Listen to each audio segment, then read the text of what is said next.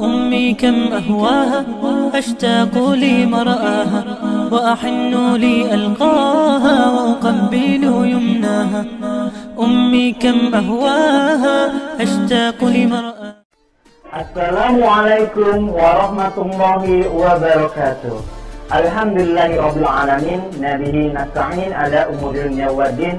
Allahumma shalli ala Muhammad wa ala ali Muhammad. Anak-anakku yang berbahagia, bagaimana kabarnya di rumah? Insya Allah pasti dalam kondisi sehat ya. Nah, di hari ini teman-teman anak-anak sekalian akan diperlihatkan, akan ditunjukkan sebuah rangkaian kisah dari Nabi besar Muhammad Shallallahu Alaihi Wasallam. Kenapa? Karena di momen ini, di bulan ini adalah bulan yang sangat spesial buat kita semua. Bulannya umat Islam. Bulannya umat Islam. Karena di bulan ini bertepatan sekali dengan hari kelahirannya Nabi Muhammad Shallallahu Alaihi Wasallam. Siapa yang tak kenal dengan Nabi Muhammad? Insya Allah teman-teman yang ada di rumah tentu sudah pada kenal. Karena peribahasa mengatakan tak kenal maka tak sayang. Oleh karena itu nanti Bapak akan berikan kepada teman-teman semua yang ada di rumah kisah perjalanan hidup Nabi Muhammad Shallallahu Alaihi Wasallam dari dilahirkan sampai hingga nanti Nabi beranjak dewasa. Mau tahu kisahnya seperti apa? Pasti penasaran banget. Nah, nanti teman-teman bisa lihat ternyata perjalanan kita Nabi Muhammad Shallallahu Alaihi Wasallam penuh dengan tantangan, penuh dengan yang namanya hikmah yang bisa kita ambil dari cerita-cerita yang nanti kita dengarkan. Tak panjang dan tak lebar lagi, Pak Catur akan persilakan teman-teman untuk mendengarkan kisah dari Nabi besar Muhammad Shallallahu Alaihi Wasallam. Ini dia.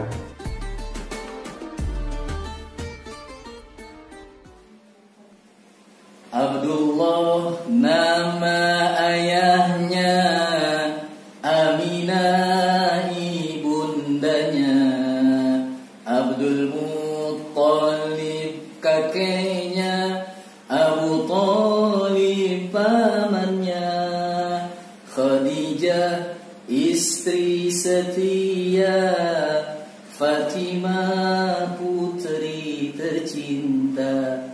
Semua bernasab mulia, dari Quraisy ternama. Inilah kisah sang Rasul yang penuh suka duka. Inilah kisah sang Rasul yang penuh suka duka, yang penuh suka duka. Bismillahirrahmanirrahim. Assalamualaikum warahmatullahi wabarakatuh. Kaifa halukum ayyuhat talabah al-kiram? Apa kabar anak-anakku sekalian yang berbahagia? Di awal tadi Pak Ali sudah menendangkan sebuah nasyid yang pasti kalian sudah hafal karena sering kita baca bersama-sama di sini. Isinya adalah tentang apa? Kalian pasti sudah tahu. Isinya secara umum, secara garis besar adalah tentang nasab, garis keturunan dan juga keluarga Rasulullah Shallallahu Alaihi Wasallam. Nah, pada kesempatan kali ini Pak Ali ingin bercerita sedikit tentang kehidupan Rasulullah Shallallahu Alaihi Wasallam. Karena pada hari ini kita sudah berada di bulan Rabiul Awal, bulan yang sangat mulia, bulan yang kita kenal sebagai bulan dilahirkannya Rasulullah Shallallahu Alaihi Wasallam.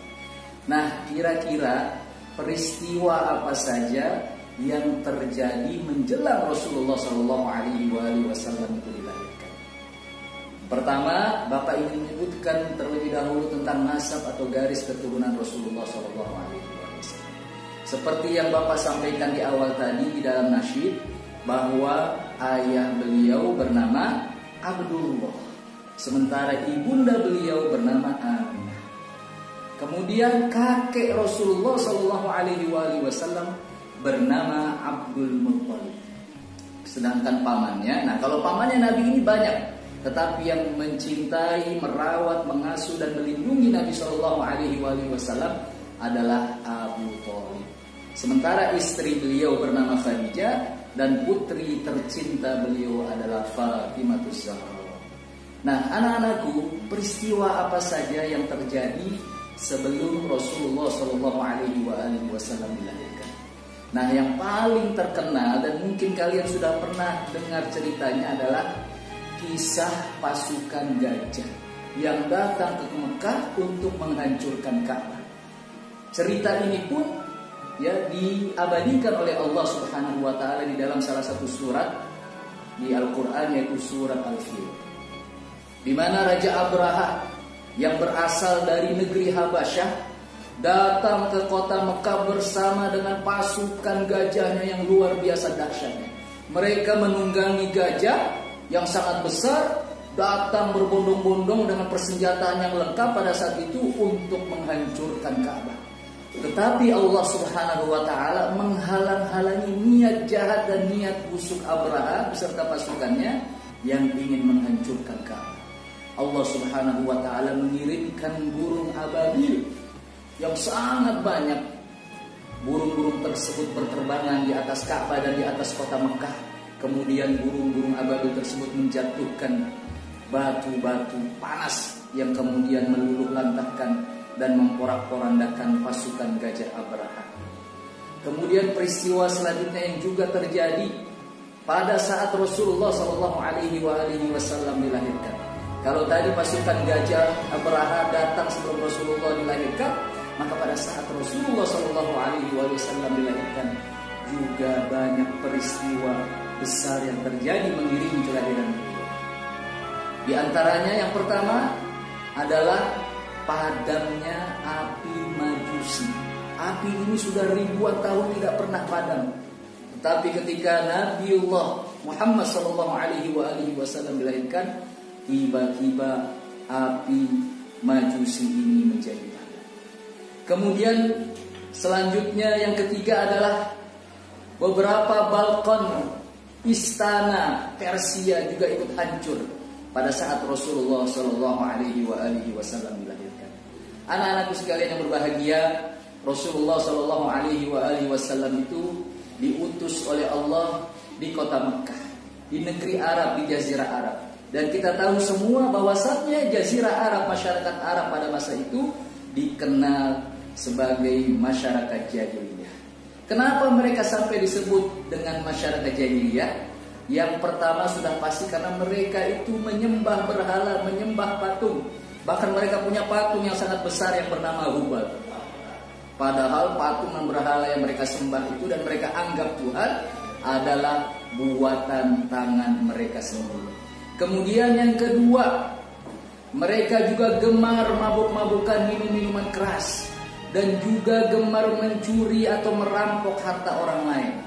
Yang ketiga, mereka juga tidak segan-segan untuk membunuh anak kandung mereka sendiri bila mana yang dilahirkan itu adalah anak perempuan. Karena bagi mereka, anak perempuan itu adalah aib buat diri. Nah, kira-kira seperti itulah anak-anakku sekalian ya, kisah yang terjadi atau peristiwa-peristiwa yang terjadi menjelang Rasulullah Shallallahu Alaihi Wasallam dilahirkan dan pada saat Rasulullah Shallallahu Alaihi Wasallam dilahirkan. Nah, kelanjutan ceritanya seperti apa proses kelahiran Rasulullah dan siapa yang kemudian mengasuh dan merawat Rasulullah Shallallahu Alaihi Wasallam, kita dengarkan kisah selanjutnya. Baik teman-teman yang dicintai Allah Subhanahu wa taala, sebagaimana kalian telah ketahui nasab keturunan Rasulullah Shallallahu Alaihi Wasallam dan beberapa peristiwa detik-detik kelahiran Rasulullah Shallallahu Alaihi Wasallam atau sebelum kelahiran Rasulullah Shallallahu Alaihi Wasallam yang begitu hebat, begitu dahsyat. Salah satunya adalah pasukan bergajah yang akan menyerang Mekah. Tepat 50 hari setelah kejadian peperangan pasukan bergajah di kota Mekah, lahirlah manusia yang mulia, yang dimuliakan oleh yang maha mulia. Siapa itu? Tidak lain dan tidak bukan adalah Rasulullah Muhammad Sallallahu Alaihi Wasallam. Beliau Sallallahu Alaihi Wasallam lahir pada hari Senin, waktunya sebelum subuh atau waktu sahur. Tepat 12 Rabiul Awal, terkenal tahunnya tahun apa? Tahun gajah. Bertepatan dengan 20 April 571 Masehi. Ketika beliau akan dilahirkan di waktu sahur, langit menjadi terang benderang. Kenapa? Karena sosok mulia akan dilahirkan ke dunia ini. Kenapa sangat terang? Ini sesuai daripada hadis yang diriwayatkan an Jabir bin Abdullah Al-Ansari radhiyallahu anhu, dari Sayyidina Jabir bin Abdullah radhiyallahu anhu. Apa yang beliau ucapkan? Qultu ya Rasulullah, aku berkata, wahai Rasulullah, bi abi wa ummi akhbirni. Wahai Rasulullah, demi ayah dan ibuku, akhbirni, beritahu aku, kasih tahu aku, an awwali syai'in khalaqahu Allah qabla al-asya', daripada sesuatu yang Allah ciptakan sebelum sesuatu ini terjadi. Apa yang pertama Allah ciptakan sebelum semuanya Allah ciptakan? Qala, beliau sallallahu alaihi wasallam berkata, qala ya Jabir, wahai Jabir, innallaha khalaqa qabla al-asya' nura nabika Muhammadin sallallahu alaihi wasallam min nuri. Wahai Jabir, ketahuilah kata Rasulullah, sebelum semuanya Allah ciptakan cahaya Nabi Muhammad sallallahu alaihi wasallam dari cahayanya. Kalau begitu pantas ketika beliau akan dilahirkan, begitu terangnya langit pada waktu sahur saat 12 Rabiul Awal itu. Bahkan sebagian ulama menjelaskan pada saat itu adalah waktu yang lebih mulia daripada malam Lailatul Qadar. Yang mana kalian telah tahu bahwa malam Lailatul Qadar itu lebih baik daripada malam 1000 bulan. Tapi saat Nabi dilahirkan, waktu itulah waktu yang paling afdol daripada malam Lailatul Qadar. Hal ini disampaikan oleh Profesor Dr. Muhammad bin Ali Al-Maliki dalam kitabnya. Nabi SAW lahir sudah dalam keadaan dihitan atau disunat dan sudah terpotong tali pusarnya. Hal ini sesuai perkataan Syekh Abdurrahman Ad-Dibai dalam kitabnya Ulidan Nabi SAW maktunan maktu'asur. Dilahirkan Nabi hal keadaannya telah tersunat atau terhitan daripada malam Nabi dan beliau sudah terpotong tali pusarnya.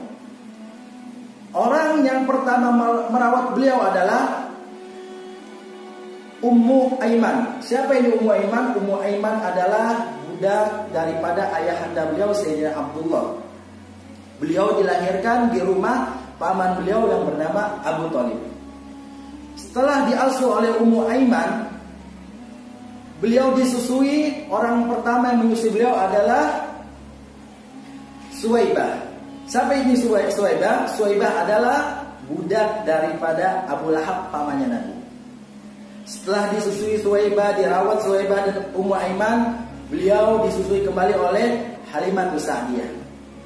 Setelah dirawat beranjak sampai ke umur 6 tahun, ya, beliau sallallahu alaihi wasallam diajak oleh ibunda beliau.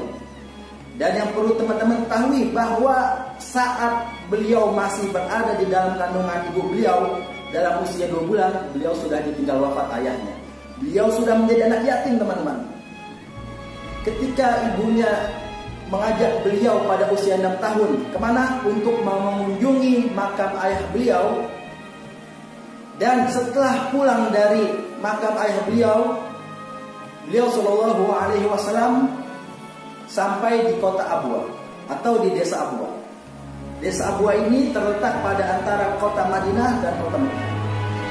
Dan di desa Abwa tersebut ternyata ibunda Nabi sallallahu alaihi wasallam yaitu Sayyidah Aminah, beliau jatuh sakit.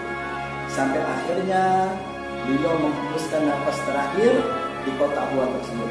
Sedihlah hati sang Nabi sallallahu alaihi wasallam saat usia 2 bulan dalam kandungan sallallahu alaihi wasallam beliau telah menjadi yatim dan pada saat 6 tahun beliau telah menjadi piatu. Akhirnya kumpulkan sudah beliau telah menjadi anak yatim piatu, ditinggal ayah dan ibundanya. Lalu siapa yang akan merawat beliau setelah ibundanya wafat? Mari sama-sama kita akan simak kisah berikut ini. Sepeninggal wafat ibunda Rasulullah SAW, pengasuhan Rasulullah SAW pun beralih kepada kakeknya, yaitu Abdul Muthalib. Abdul Muthalib menyayangi Rasulullah SAW penuh dengan kasih sayang, sebagaimana Abdul Muthalib merawat anaknya sendiri. Tetapi pengasuhan Abdul Muthalib pun tidak berjalan lama, karena ketika Rasulullah SAW berusia 8 tahun, Abdul Muthalib pun wafat dipanggil oleh Allah Subhanahu wa Ta'ala. Maka itu adalah hari yang membuat Rasulullah SAW sangat sedih. Lalu pengasuhan Rasulullah SAW pun akhirnya beralih kepada kakek pamannya, yaitu Abu Thalib. Abu Thalib menyayangi Rasulullah, mengasuh Rasulullah dengan penuh kasih sayang. Sampai akhirnya Rasulullah SAW mulai ikut Abu Thalib untuk pergi berdagang ke negeri Syam. Rasulullah SAW ikut dengan pamannya Abu Thalib untuk berdagang ke negeri Syam. Hingga dalam perjalanan itu mulai terlihat ciri-ciri kenabian dari Rasulullah SAW. Di antaranya adalah ada awan yang menaungi Rasulullah SAW sepanjang Rasulullah SAW berjalan menuju negeri Syam. Sampai akhirnya ada salah seorang pendeta yang melihat ciri-ciri Rasulullah itu, yang melihat ciri-ciri kenabian dari Rasulullah SAW. Akhirnya pendeta ini berkata kepada pamannya Abu Thalib, siapa dia? Akhirnya Abu Thalib berkata bahwasanya dia adalah ponakanku. Karena si pendeta ini melihat ada ciri kenabian dalam diri Rasulullah SAW, akhirnya pendeta ini meminta Abu Thalib untuk mengajak Nabi SAW kembali ke Makkah, karena khawatir kalau teruskan ada yang berbuat tidak baik kepada Rasulullah SAW. Akhirnya Abu Thalib pun membawa kembali Nabi Muhammad SAW menuju ke negeri Makkah. Hingga pada akhirnya di negeri Makkah itu Rasulullah SAW menghabiskan masa remajanya dengan berdagang, sampai akhirnya Rasulullah SAW bertemu dengan Sayyidah Khadijah. Lalu Rasulullah SAW bekerja bersama Sayyidah Khadijah menjualkan dagangan Siti Khadijah. Dan karena Rasulullah SAW ini memiliki sifat yang jujur, Siti Khadijah merasa kagum dengan kejujuran Rasulullah SAW, sampai akhirnya Siti Khadijah meminta Rasulullah SAW untuk menikahi Siti Khadijah.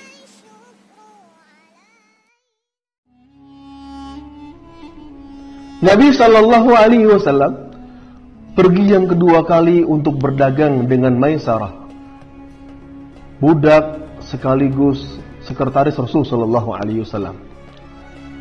Ketika sampai di kota Syam, Nabi Shallallahu Alaihi Wasallam menawarkan dagangan tersebut kepada orang-orang dengan simpati sekali, sehingga orang-orang datang menghampiri Rasul Shallallahu Alaihi Wasallam. Mereka menanyakan dagangan Nabi Shallallahu Alaihi Wasallam. Singkat cerita, akhirnya semuanya laku, sampai Nabi Shallallahu Alaihi Wasallam mendapatkan keuntungan yang sangat banyak sekali.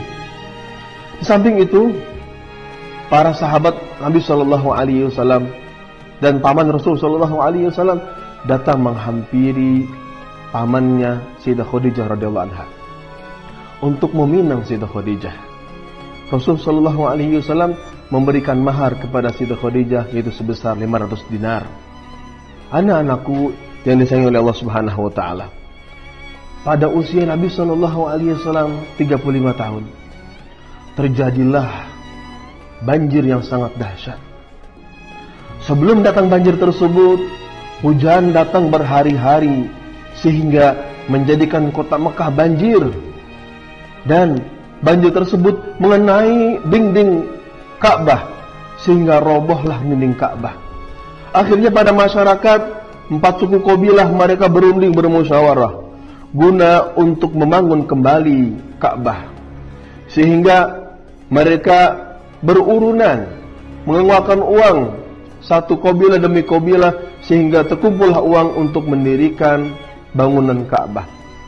Tak sampai itu, ketika mereka sudah mengumpulkan uang-uang tersebut, ternyata uang tersebut tidak sampai untuk membangun dinding Ka'bah, hanya pondasinya saja. Sehingga mereka bermusyawarah dan berunding, kami tidak akan mengambil kecuali harta yang halal saja. Sehingga mereka meminta dan menyodorkan permintaan kepada masyarakat, sehingga terkumpullah uang yang banyak, dan bisa membangun Ka'bah. Ketika uang sudah terkumpul untuk pembangunan Ka'bah, akhirnya sudah selesailah pembangunan Ka'bah, sehingga orang-orang berselisih. Para kabilah-kabilah berselisih, siapakah yang berhak untuk meletakkan Hajar Aswad? Kabilah 1 ingin meletakkan Hajar Aswad tersebut. Kabilah 2 berhak. Kabilah 3 dan 4 mereka berhak untuk meletakkan Hajar Aswad di tempatnya. Sehingga kabilah 1 dengan kabilah yang lainnya memanas. Mereka ingin berebut untuk meletakkan Hajar Aswad tersebut. Akhirnya subhanallah, datanglah suatu pendapat di antara mereka.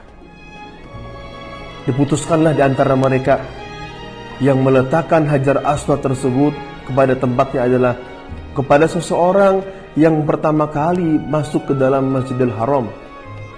Akhirnya subhanallah, luar biasa, Allah Subhanahu wa taala memilih Nabi kita Muhammad sallallahu alaihi wasallam untuk meletakkan Hajar Aswad tersebut pada tempatnya. Sehingga ketika juga suatu pagi hari mereka melihat Rasul sallallahu alaihi wasallam lah yang pertama kali masuk ke dalam Masjidil Haram. Mereka ketika menunjukkan Rasul sallallahu alaihi wasallam dan melihat Rasul sallallahu alaihi wasallam, mereka sepakat dan mereka menyetujui, ya tidak apa-apa, kami rela, kami ridho jika Nabi Muhammad sallallahu alaihi wasallam, jika Muhammad yang meletakkan batu tersebut, sehingga Rasul sallallahu alaihi wasallam membentangkan sorbannya, membentangkan kainnya. Dan ketika dibentangkan kain tersebut, Nabi mengambil batu Hajar Aswad, diletakkan di tengah-tengahnya, lalu Nabi Muhammad SAW memanggil setiap kepala kabilah untuk mengangkat setiap ujung sorban tersebut. Sehingga ketika sampai di depan Ka'bah, Nabi SAW mengambil batu tersebut dan ditaruh di tempatnya. Anak-anakku yang dirahmati Allah Subhanahu wa taala, pada usia Rasul sallallahu alaihi wasallam 40 tahun, Nabi sallallahu alaihi wasallam berhijrah. Nabi sallallahu alaihi wasallam beribadah kepada Allah di Gua Hira. Rasulullah menyendiri dan beribadah di dalamnya. Suatu malam Nabi sallallahu alaihi wasallam, yaitu bertepatan pada malam 27 Ramadan, Nabi sallallahu alaihi wasallam diangkat oleh Allah melalui malaikat Jibril, diangkat menjadi Nabi dan Rasulnya. Itulah singkat cerita masa ketika Rasulullah mendekati usia 40 tahun. Saat itu Rasulullah banyak merenungkan tentang kaumnya yang menyimpang dari kebenaran. Maka pada saat itu Rasulullah sering mengasingkan diri, beruzlah di sebuah gua yang kita kenal dengan Gua Hira. 3 tahun lamanya Rasulullah mengasingkan diri. Dan pada tahun yang ketiga datanglah malaikat Jibril menemui Rasulullah. Lalu kemudian malaikat Jibril mengatakan, "Iqra, bacalah." Saat itu Rasulullah mengatakan, "Ma ana biqari, aku tidak mampu membaca." Dan kemudian malaikat Jibril kembali mengatakan, "Iqra." Lagi-lagi Rasulullah mengatakan, "Ma ana biqari, aku tidak mampu membaca." Lalu kemudian kembali lagi malaikat Jibril mengatakan, "Iqra." Lagi-lagi Rasulullah mengatakan, "Ma aqra, aku tidak mampu membaca." Hingga kemudian malaikat Jibril pun memeluk Rasulullah dan kemudian mengatakan, "Iqra bismi rabbikal ladzi khalaq, khalaqal insana min 'alaq. Iqra wa rabbukal akram, alladzi 'allama bil qalam, 'allamal insana ma lam ya'lam." Setelah Rasulullah menerima wahyu pertama ini, maka kemudian Rasulullah pun pulang ke rumahnya. Dan kemudian Rasulullah mengatakan kepada istrinya, "Zammiluni, zammiluni, selimuti aku, selimuti aku." Karena saat itu Rasulullah dalam keadaan begitu menggigil, gemetar. Hingga kemudian istri Rasulullah yang bernama Khadijah menenangkan Rasulullah dengan mengatakan, "Wallahi la yukhzikallahu abada." Demi Allah, Allah tidak akan menghinakan engkau wahai Rasul selama-lamanya. Barulah setelah itu Rasulullah bersama Khadijah pergi ke rumah Waraqah bin Naufal yang merupakan saudara dari ayahnya Khadijah. Kemudian Rasul pun menyampaikan kisahnya dan Waraqah bin Naufal pun mengatakan bahwa malaikat inilah juga yang pernah mendatangi Nabi Musa alaihissalam. Intinya dari situ adalah bahwa malam itu adalah malam di mana Rasulullah mendapatkan wahyu pertama, diangkat menjadi seorang nabi.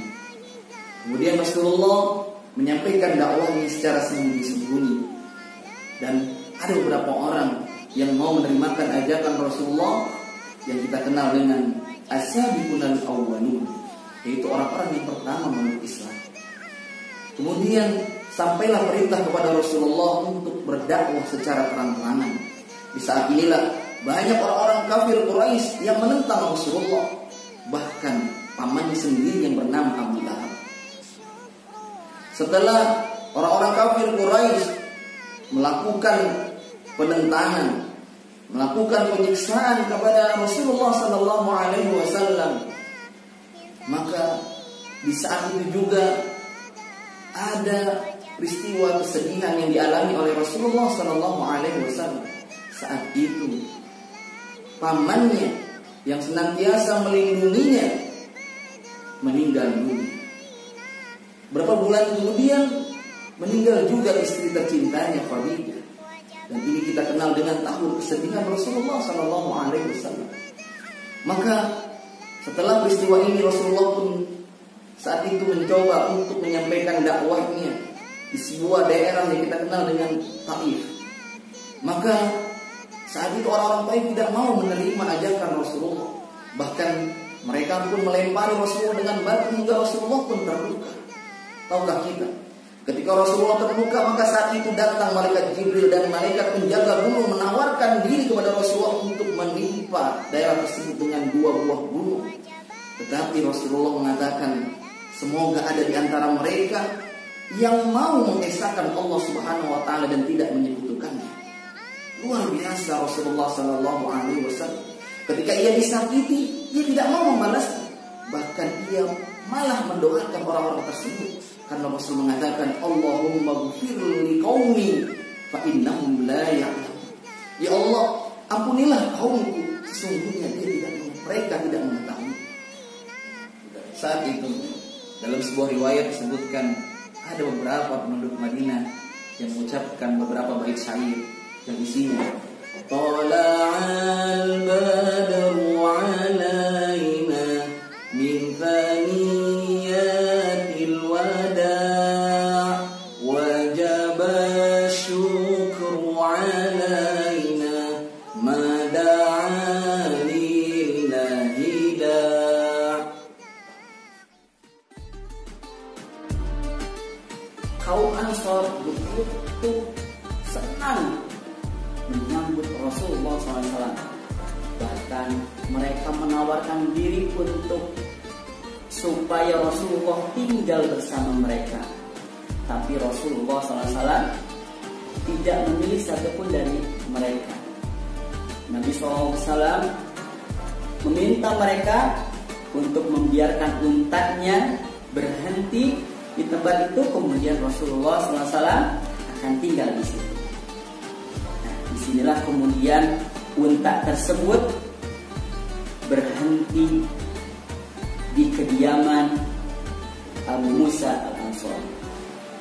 Kemudian Abu Musa al-Ansari ini mengambil barang-barangnya Nabi dan membawanya ke rumah dengan rasa yang sangat gembira, karena manusia yang paling mulia bisa berada di rumah. Nah, apa yang dilakukan oleh Nabi SAW ketika di Madinah? Ada beberapa hal yang harus kita ketahui. Yang pertama adalah Nabi SAW membangun masjid yang kita kenal dengan Masjid Madinah Al-Munawwarah. Yang kedua, Nabi SAW mengganti nama Yasrib menjadi Madinah Al-Munawwarah. Yang ketiga, Nabi SAW mempersatukan antara kaum Ansor dan Muhajirin. Yang keempat adalah Nabi SAW menyatukan kaum muslimin, kaum musyrikin dan orang kafir Quraisy yang masih di situ dengan piagam Madinah. kemudian Rasulullah SAW membangun toleransi beragama, menjaga Madinah dari musuh dengan piagam Madinah. Nah, dari sinilah kemudian dengan izin Allah Islam berkembang begitu pesat. Banyak orang-orang yang masuk Islam. Bahkan Rasulullah SAW bisa menaklukkan Makkah, kemudian Makkah kembali kepada pangkuan Nabi SAW. Dari sinilah kemudian tersebar Islam ke seluruh penjuru yang ada di Arab waktu itu. Nah, sampai Rasulullah SAW berumur 63 tahun lebih 4 hari, Rasulullah SAW diwafatkan oleh Allah Subhanahu wa Ta'ala yang bertepatan dengan 12 Rabiul Awal tahun 11 Hijriah. Itulah kisah bagaimana Rasulullah SAW ketika di. Bagaimana? Sudah didengarkan kan kisah perjalanan Nabi Muhammad? Tentu kisah tadi memberikan hikmah buat kita, memberikan pelajaran buat kita semua. Ternyata Nabi Muhammad SAW dalam menjalani hidupnya, dalam menyebarkan agama Islam yang kita rasakan saat ini penuh dengan perjuangan. Dan buat kita saat ini sebagai generasi Islam, ayo kita ikuti sunnah Rasulullah, kita ikuti jejak Rasulullah, kita ikuti apa yang sudah dicontohkan oleh Rasulullah SAW. Semoga apa yang sudah dikisahkan oleh guru-guru kita semua bisa dijadikan dan pembelajaran buat kita, serta bisa kita aplikasikan dalam kehidupan sehari-hari. Insya Allah ini semua akan bermanfaat dan teman-teman yang ada di rumah bisa merasakan manfaatnya. Kurang lebihnya mohon maaf. Wabillahi taufiq wal hidayah. Wassalamualaikum warahmatullahi wabarakatuh.